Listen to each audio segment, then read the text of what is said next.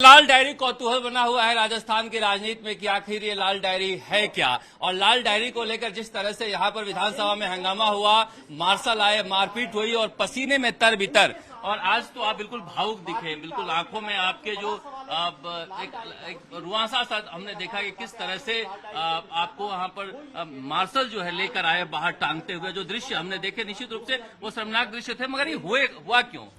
देखिए, उसमें डायरी में कुछ भी नहीं था, तो इन लोगों को सारे मंत्री मेरे ऊपर पड़ गए थे, मुझे नीचे गिरा लिया गया था। फिर मैं डायरी नहीं दे रहा था तो उन्होंने मुझे लाते गुस्से मार के, और डायरी में कुछ नहीं था तो क्यों निकाल रहे थे? पूरी सरकार उस डायरी के ऊपर टूट के पड़ रही थी और वो तो दृश्य उन्होंने हटा दिए, वो सारे के सारे। जब वो गुंडागर्दी करने लगे हाउस के अंदर मेरे साथ, जिस तरीके से डायरी छीनने के लिए, मैं तो टेबल कर रहा था। लाल डायरी आप दिखा सकते हैं कहाँ पर है अभी? वो मेरे से छीन ली। वो तो कॉपी लेकर गए होंगे, आप बहुत चालू नेता हैं, मुंह मूल तो आपके पास होगा। कुछ न कुछ तो है ही, लेकिन वो उसमें जो सिचुएशन है वो। आपने कहा कि उसमें जो है लेन देन का हिसाब था, विधायकों का लेन देन का। कौन कौन से विधायक थे, क्या थे? आपने पढ़ा तो होगा, 1 साल से ज्यादा का वक्त हो गया, वो कई बार पढ़ा होगा आपने। मुझे ज्यादा पढ़ने लिखने वाला आदमी नहीं हूँ, मतलब बहुत पढ़ने वाले हैं आप। मैं तो आपको एक ही बता दूं कि इन्होंने ना जब वो डायरी में कुछ भी नहीं था तो मुख्यमंत्री ने मुझे भेज के, और वहां क्यों भेजा जब कुछ था ही नहीं तो? और मुख्यमंत्री ने वो मेरी से डायरी मंगाई, उसके बाद में आज सारे मंत्री उस डायरी पर इस तरीके से जैसे भूखे भेड़िए पड़ रहे हैं, वैसे सारे मंत्री और विधायक मेरे ऊपर पड़ गए। कम से कम 30-40 कितने लोग थे, सारे मेरे ऊपर पड़ गए और मुझे जिस तरीके से दबा लिया उन्होंने। और वो डायरी क्यों छीन रहे थे? मैं डायरी को छोड़ना नहीं चाह रहा था और वो मैं उसको टेबल करना चाह रहा था, पता नहीं क्या कर रहा था। नहीं, आप ये बताइए कि आपने कहा कि उस डायरी में लेन देन था, हेलीकॉप्टर बीजेपी के खाली क्यों गया, इसके बारे में थोड़ा सा विस्तार से बताइए। देखिए, 100% इन्होंने जो भी काले कारनामे किए हैं उसमें से कुछ उसके अंदर थे, और वो इनको लगा कि ये बात सारी आउट हो जाएगी, इसीलिए उन्होंने मुझे भेजा था उस टाइम में डायरी लाने के लिए। आज उसमें एक पार्ट में लेके जा रहा था तो मुझे रोकने के लिए उन्होंने वो सब कुछ किया, जिस तरीके से मुझे वो सारा करके। और उसके बाद में जब मैंने नहीं दिया तो मुझे नीचे पटका, मुझे बोलने नहीं दिया गया। मैं हाउस में बात रखना चाह रहा था, मेरी बर्खास्तगी पर रखना चाह रहा था, नहीं बोलने दिया मुझे। अच्छा, ये बताइए आप कि आपने उस लाल डायरी में किसी बीजेपी के बड़े नेता से भी बातचीत का हवाला था? देखिए, ये सारी चीजें तो मैं अभी आपको नहीं बता पाऊंगा, सारी मुझे ध्यान में भी नहीं है। मैं 50 लोगों से धक्के खा के, गुस्से खा के यहाँ बैठा हूँ, पूरा पसीने में भरा हूँ, और मेरी अभी तक मेरी फिजिकली स्थिति ये ऐसी नहीं होगी। अभी मुझे थोड़ा सा रेस्ट होगा, मैं कल से जनता के बीच में जा रहा हूँ। आपके आंखों में आज हमने देखा बिल्कुल आंसू जैसे थे।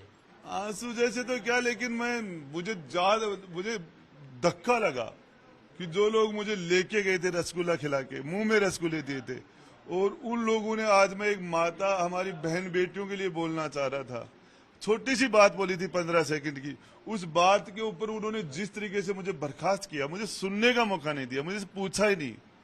इसमें वो मुझे भी पूछ लेते, मुझे कहता रिजाइन दे देता मैं। मुख्यमंत्री का अधिकार है किसको रखे किसको नहीं रखे, मैं इस्तीफा दे देता। इसके अलावा मुख्यमंत्री जी मुझे बुला के कुछ कहते तो मैं बात करता। बड़े से बड़े कातिल को भी उसकी सुनाई होती है, मुकदमे का चालान होता है, पुलिस इन्वेस्टिगेशन करती है, उसके बाद में मुकदमे के बड़े कोर्ट में मुकदमा जाता है, उसमें चार्ज लगता है, और चार्ज लगने के बाद उसमें गवाह लगते हैं, फिर मुलजिम बयान होते हैं, फिर सफाई के गवाह लगते हैं, और उसके बाद बहस होती है, उसके बाद जज फैसले करते हैं, 1 सेकंड में फैसला कर दिया, उसकी आगे अपील होती है। हमारी कोई अपील नहीं। जिस तरीके से मंत्रिमंडल से निकाला, बर्खास्त किया, मैं अपने आप को इंसल्ट फील कर रहा था कि ऐसा नहीं करना चाहिए था। इन लोगों की बड़ी मदद की है मैंने, और आज मेरे पर जो चार्ज लगाए, माफी कौन सी गलती की है जो मैं माफी मांगू? रंधावा जी कह रहे माफी मांग लो, और लोग कह रहे माफी मांग लो, मैंने कौन सा गुनाह किया जो माफी मांगू? क्या गुनाह किया? गैरों पे रहम अपनों पे करम, ए जान वफा ये जुल्म न कर, यही गाना सुनाया था आपने अशोक गहलोत को? सुनाया था, पूरा सुना था? पूरा सुना था। आज तो जुल्म हो गया आप पर। लेकिन मुझे वो बात है, राई जब तन के खड़ी हो गई तो पहाड़ से बड़ी हो गई, मैं लड़ाई लड़ूंगा। अच्छा, ये बिगड़ा क्यों, हम लोग जानना चाहते हैं, राजस्थान के लोग, ये बिगड़ा क्यों आपकी और गहलोत के बीच? क्योंकि कहा जाता है कि मुख्यमंत्री अशोक गहलोत के बहुत भरोसेमंद थे आप। देखिए, जिस तरीके से गहलोत साहब पायलट साहब के लिए बोले जा रहे थे, सारे लोग बोले जा रहे थे, तो मैंने सोचा अति हो गई। और इस मामले के अंदर गद्दार, निकम्मा, नकारा, तो मेरे से सच बोलना, मैं चुप रहने की कोशिश करता हूँ, फिर लास्ट में मेरे सच निकल जाता है। ये मेरी फितरत है। तो मेरे से ये निकल गया कि हमने 200 में से 21 सीट लेके आए थे, और वो आदमी तो 21 वाला तो कर्मठा व्यक्ति है, और 21 को जो 99 या 100 कर देता है वो नकारा है। तो ये बात फिर गद्दार, फिर वो सारी चीजों का मैं आई विटनेस था। पार्टी के प्रति कौन वफादार है, कौन नहीं है।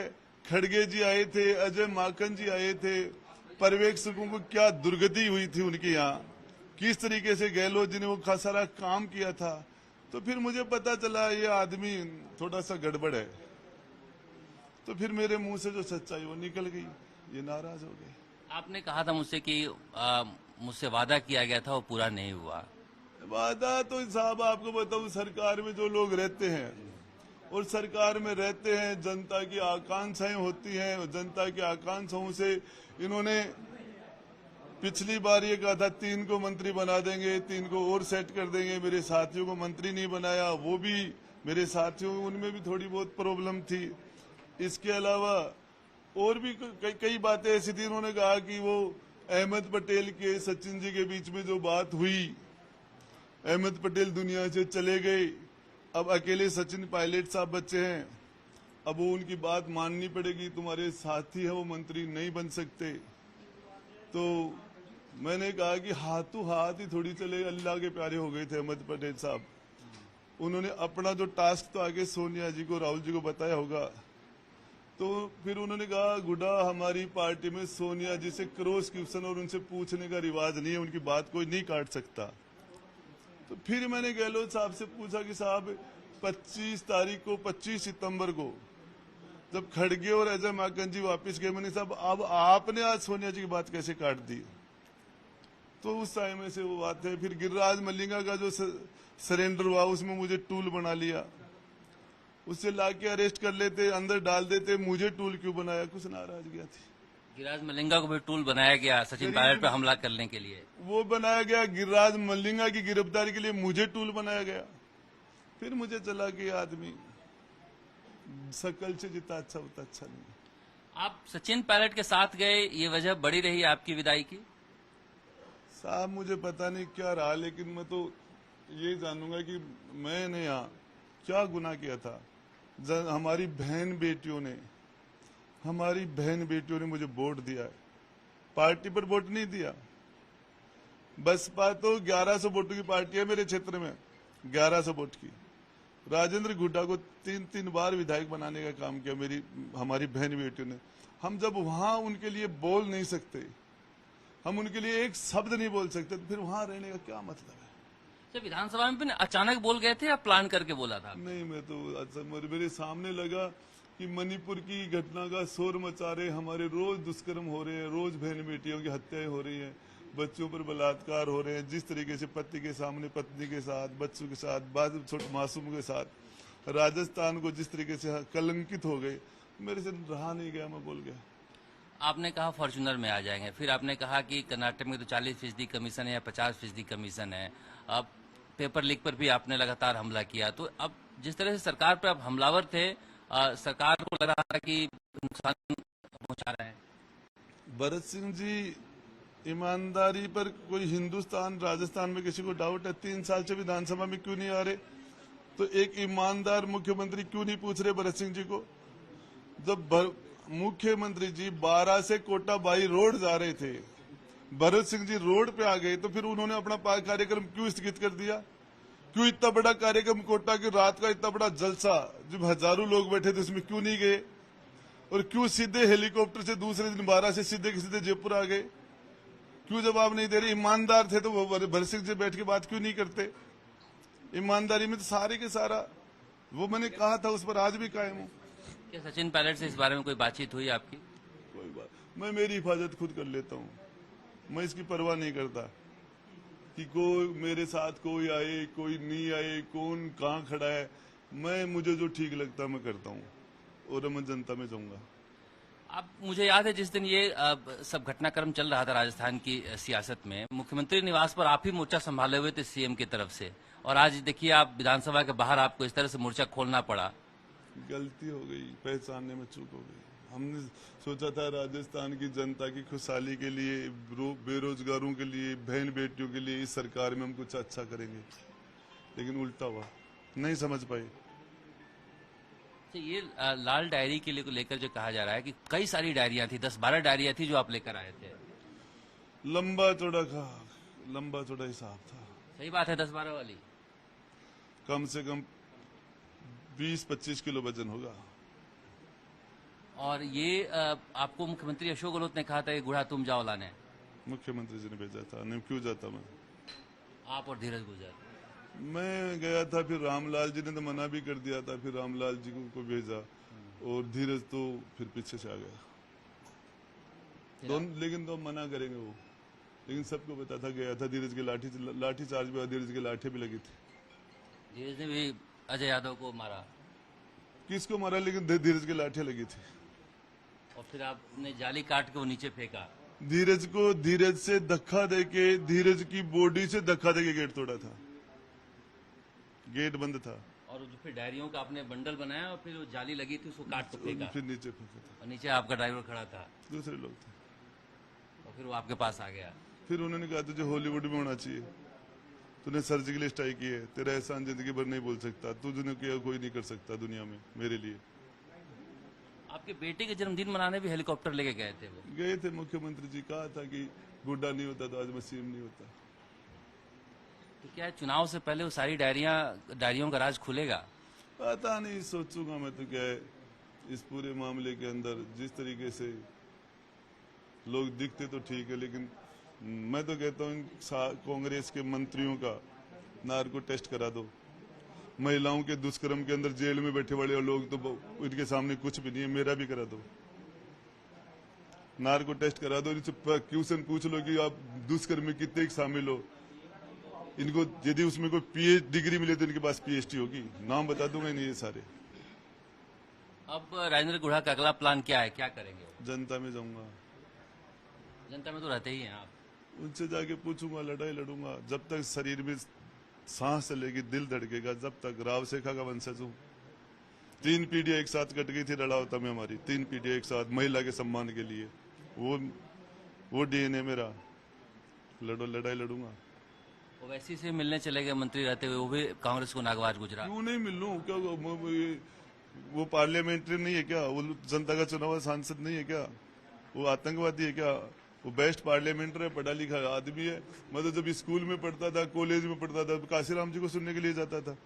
हम तो बचपन में चंद्रशेखर जी को सुनने के लिए भी जाते थे।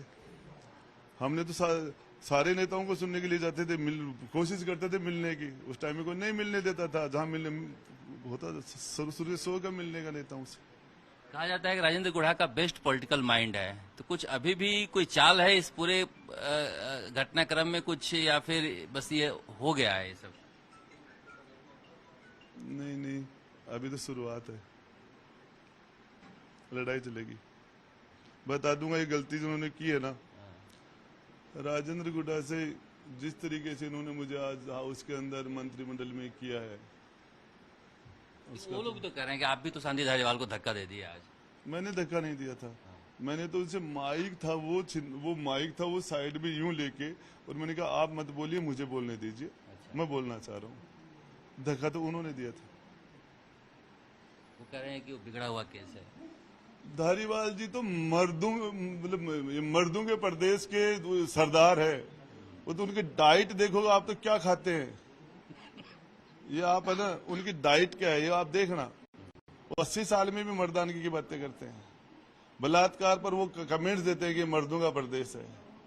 ऐसे आदमी का तो कोशिश में था। यदि लड़ाई होती, वो सारे एक साथ ऊपर नहीं पड़ते तो धारीवाल जी थोड़ी इतने तगड़े थोड़े थोड़े हाथ उठा लेते, लात मार लेते, लेकिन कोशिश थी आपकी। कोशिश तो साहब ये है कि धारीवाल जी मर्द जो बन रहे हैं, बहन बेटियों की दुष्कर्म पर जो मर्दानगी का जो बहन बेटियों की दुष्कर्म पर जो मर्दानगी की बात जो आदमी करता है, वो थप्पड़ का हकदार तो होता है, लेकिन दे नहीं पाया।